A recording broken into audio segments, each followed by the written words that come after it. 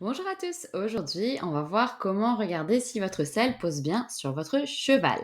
Donc tout d'abord vous allez chercher la dernière côte. Pour ça vous regardez, vous sentez là où vous sentez les côtes, vous allez jusqu'à la dernière et quand vous en sentez plus, vous revenez en arrière et vous remontez perpendiculairement. Là c'est que vous avez trouvé la dernière côte et votre selle devrait arriver avant cette dernière côte.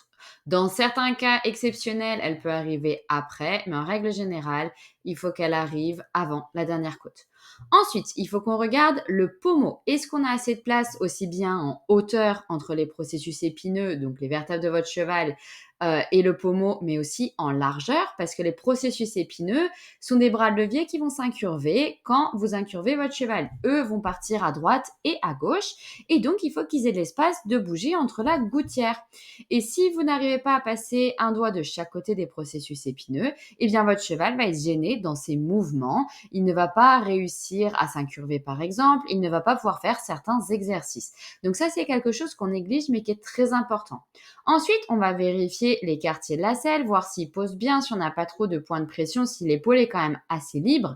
Alors bien évidemment, ce qui compte, c'est pas les matelassures, c'est les pointes d'arçon et ça, il faut voir ça avec un saddle fitter. Ensuite, un autre point important, ce que je vous montrais, c'était la gouttière. Il faut que la gouttière soit assez large pour que les processus épineux, donc le haut de vos vertèbres, puissent passer bien entre sans taper dans la gouttière.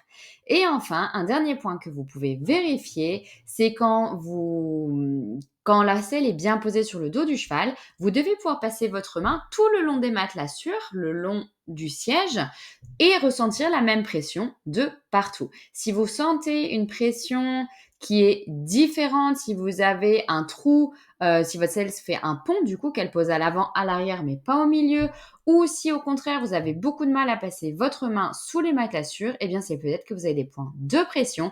Et dans ce cas, il faut en parler à votre saddle fitter. Voilà, j'espère que cette petite vidéo vous a plu. Je vous dis à bientôt.